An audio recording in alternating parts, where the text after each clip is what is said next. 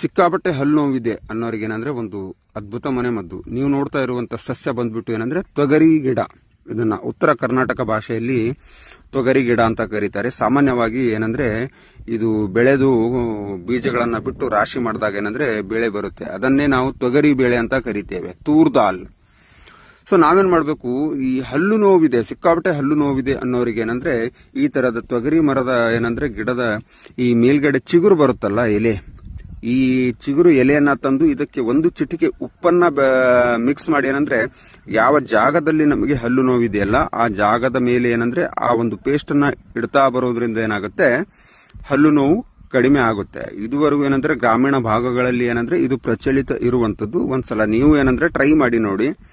So ಇದರಿಂದ ಯಾವುದೇ ರೀತಿ ಸೈಡ್ ಇಫೆಕ್ಟ್ ಇಲ್ಲ. ಇದು ಮಾಡಿಯೂ ಆಗಿಲ್ಲ ಅಂದ್ರೆ ಹತ್ತಿರದ ವೈದ್ಯರನ್ನ ಭೇಟಿ ಮಾಡಿ ಅವರ ಸೂಕ್ತ ಸಲಹೆ ಮೇರೆಗೆ ಏನಂದ್ರೆ ಚಿಕಿತ್ಸೆನ ತೆಗೆದುಕೊಳ್ಳಿ. Thank you.